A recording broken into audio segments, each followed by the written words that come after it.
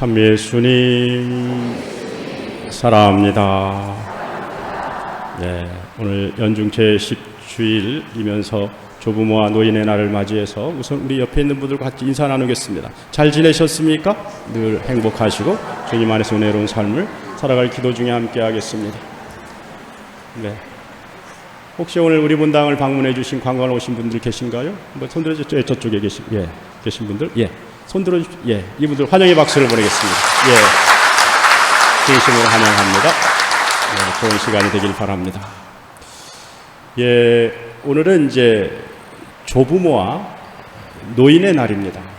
잘 들어본 적이 몇 년 안 됐죠. 이게 3년 전에 우리 프란치스코 교황님이 그때가 아마 이 코로나 위기 시대였습니다. 그때 아주 극심한 고립감과 단절, 그리고 그때 굉장히 노인분들이 병으로 인해서 죽음의 위협을 많이 느꼈죠. 그런 것으로 인해서 고통을 겪고 있는 노인들에 대한 관심과 기도를 다하자, 그런 의미도 있고, 그리고 그런 우리 노인분들이 얼마나 소중한지 그 소중함을 우리가 되새기면서 그분들을 위해서 기도하자는 의미로 조부모와 노인의 날을 제정을 한 겁니다.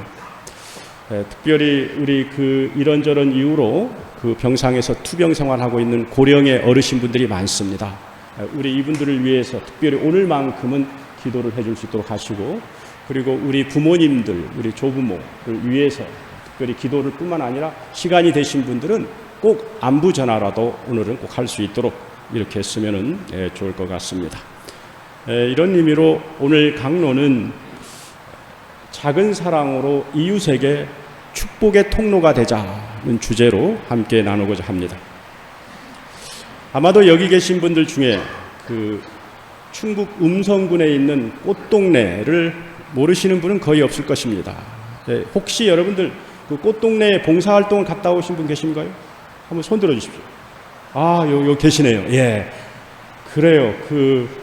이 꽃동네는 1976년이죠. 그때 당시에 청주교구의 오웅진 요한 신부님이 설립한 우리나라의 최대의 종합복지사회시설입니다. 규모가 어마어마합니다.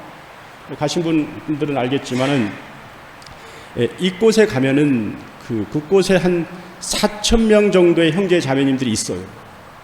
그리고 그분들은 다 오도 가도 할 데 없는 누군가의 도움이 꼭 필요한 분들이에요. 이분들을 위해서 꽃동네 소속 수도자 한 400분, 수녀님, 수사님 400분, 그리고 거기에 직원들 한 800분 뿐만이 아니라 연간 몇 명의 사람들이 거기에 자원봉사를 하느냐, 연간 수십만 명의 사람들이 자원봉사를 합니다. 거기에 자원봉사하는 사람들은 별의별 사람 다 있습니다. 대기업 임원부터 선생님, 군인, 학생, 심지어는 어린아이 이르기까지 수많은 사람들이 가서 자원봉사를 해요. 그런데 봉사를 갔다 오신 분들은 잘 아시겠지만, 갔다 오신 분들이 이구동성을 하는 얘기가 있습니다. 말이 봉사지, 봉사활동을 갔다 오면은 자신의 삶이 얼마나 가치롭고 은혜로운지를 느낄 수 있는 은혜의 시간이었다라고 하는 것이 대부분의 말입니다. 처음에는 내가 어떻게 가서 봉사를 할까? 내가 잘 할 수 있을까? 이런 걱정으로 봉사를 갔는데 그 안에 있는 사람들이 자신의 삶을 그렇게 어려움 속에서도 자신의 삶을 긍정하면서 봉사를 하면 감사합니다 하고 행복한 표정을 짓고 그런 여러 가지 모습을 보면서 도리어 자기의 삶이 가치롭다고 느끼는 거예요.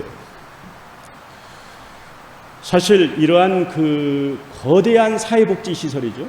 이런 사회복지시설이 태동하게 된 데는 거기에 통로가 되어졌던 분이 있어요. 그분이 누구냐? 그분이 일명 거지성자라고 일컫는 최규동 할아버지입니다. 이분은 세례명이 베드로이죠. 돌아가셨지만 원래 이분은 그 지역에서 아주 부유한 가정에서 태어났어요. 어릴 때도 아주 부유하게 아주 잘 지냈습니다. 그러다가 일제 강점기 맞이해가지고 이분이 징용으로 끌려가요. 끌려가가지고는 얼마나 그 심한 노동과 고문을 당하였는지 거의 폐인이 되다시피 했다고 합니다. 그래서 병든 몸을 이끌고 고향으로 돌아왔는데 갈 데가 없는 거예요. 와서 보니까. 그래서 이제 어디서 지냈느냐 하면 그 무국천, 그곳에 있는 그 다리 밑에서 거린 생활을 하게 됩니다. 그런데 그 이분이 그 거린 생활을 하면서 당시가 그 굉장히 시대적으로 어려운 시기다 보니까 그분만이 아니고 그 다리 밑에서 10여 명 이상의 사람들이 거린 생활을 하고 있었대요.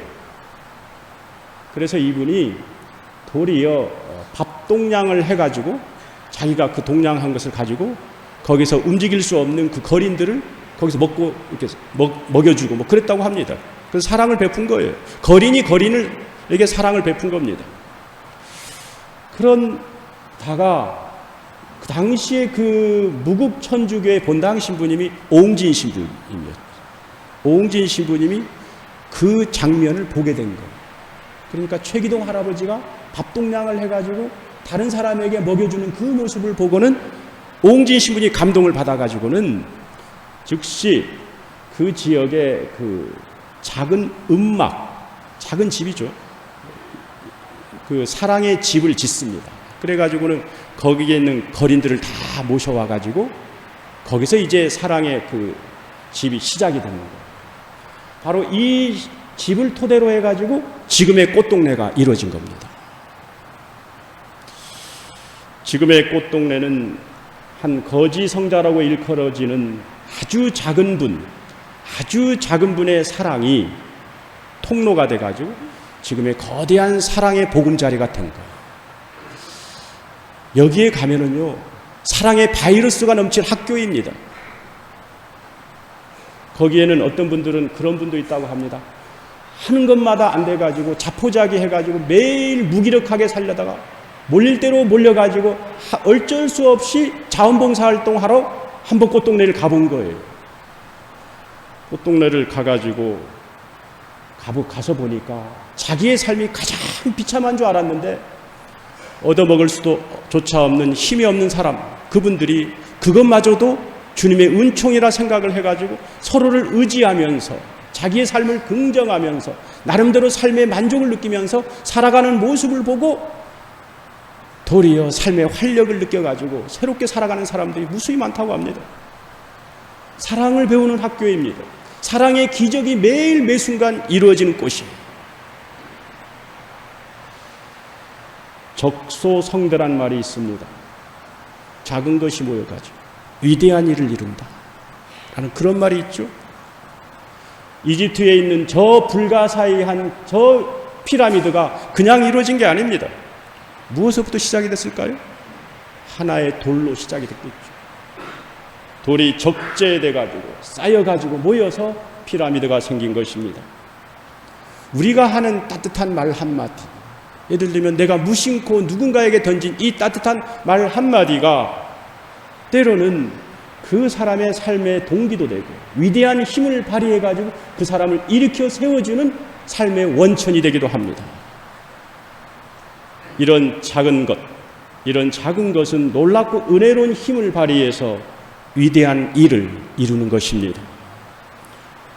이에 대해서 오늘 복음에서 우리 말씀에서 이를 되새겨 주십니다. 자, 여러분 오늘 제1독서를 읽었죠.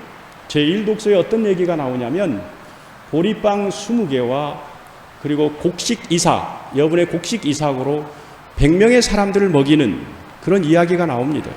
자, 그 이야기를 한번 보면은 어느 날 바알살리사라는 것은 지역입니다. 지역. 이 바알이라고 하는 것은 우상인데 이 우상의 이름을 딴 지역, 그러니까 우상 숭배가 팽배했던 지역이었습니다. 그 지역에 살았던 어떤 사람이 농사를 지었던 사람인 것 같아요. 그 첫 해에 맺은 결실을 보리빵 20개로 상징되는, 이삭을 상징되는 그것을 원래는 율법에 의하면요, 첫 해의 결실은 누구에게 줘야 하냐면 성전에 있는 대사제들에게 봉헌을 해야 됩니다. 그러나 당시의 성전에 있는 대사제들은 다 우상을 숭배했던 사람들입니다. 그러니까 거기에 주지 않고 누구에게 주었느냐 하면 누구에게 주었습니까? 하느님의 사람인 엘리사 예언자에게 봉헌을 합니다. 그러니까 그 자그마한 그 음식을 받은 엘리사 예언자는 이거를 누구에게 줬느냐면 시종에게 주면서 이 100여 명의 사람들에게 나눠주라고 이렇게 하죠. 그러니까 이 시종은 그 음식을 어떻게 100여 명을 먹이냐고, 어떻게 이 100여 명 음식을 먹이냐고 하면서 투덜투덜 거리죠. 그때 엘리사 예언자가 무엇라고 얘기합니까? 하느님의 말씀을 보탭니다. 하느님께서 이 음식을 나누어 주면 그 사람들이 모두 다 먹고도 남을 것이다 라고 했다. 그러니 나누어 주어라. 그래가지고 시종이 그 음식을 나누어 줬죠. 결국 어떻게 됩니까? 그 음식을 모두가 배불리 먹고도 남았던 거예요. 여기서 이야기하고자 하는 바가 무엇입니까? 기적 이야기도 있겠지만 하느님의 자비와 하느님의 무한한 권능을 이야기할 수도 있겠지만 그 권능이 이루어지기 전에 어떤 일이 있었습니까? 어떤 사람이 그 100여 명의 사람들을 위해서 자기의 자그마한 미소한 음식을 기꺼이 내주었다는 게 있는 거예요. 그러한 그 자그마한 것이 통로가 돼가지고 어떤 일이 생겼다고요? 그런 놀라운 일이 생겼다. 오늘의 복음도 마찬가지입니다. 오늘 복음의 오병이어 기적이죠. 예수님께서 복음을 전하시자 수많은 사람들이 예수님을 따라 나섰습니다. 그러니까 예수님 보시기에는 그 수많은 사람들이 목자 없는 양들 같아가지고 측은한 마음이 들었던 겁니다. 그래서 제자들에게 이 사람들에게 먹을 것을 주라고 해요. 그러나 제자들이 어떻습니까? 아까 독서에서 나왔듯이 제자들 역시도 똑같은 마음이었습니다. 우리가 당장 먹을 것도 없는데 이 수많은 사람들을 먹이려면 얼마만치의 빵이 필요하다고요? 200데나리오너치. 200데나리오라는 것은 엄청난 돈입니다. 우리 지금의 돈으로 환산하자면 2천만 원이 넘는 돈입니다. 그 당시 그 돈이 어디에 있겠습니까? 그러니까 제자들은 이 사람들을 빵을 먹이려고 하지 말고 예수님께 빨리 집으로 내려보내자 이렇게 이야기합니다. 그때 어떤 일이 생깁니까? 그때 어떤 어린아이가 어머니가 싸준 도시락 빵 5개와 물고기 2마리를 갖고 있었습니다. 그런 얘기를 듣고 자기의 미소한 음식을 사람들을 위해서 기꺼이 내놓는 거예요. 바로 이런 미소한 음식을 앞에 놓고 예수님께서 감사와 찬미와 사랑의 기도를 드린 다음에 그것을 가지고 제자들에게 나눠주라고 그랬어요. 나눠주니까 어떤 일이 생겼습니까? 5,000명이라는 사람들이 다 배불리 먹고도 그리고 먹은 남은 조각을 모았더니 12광절에 가득 찼다. 여러 가지로 해석될 수 있습니다.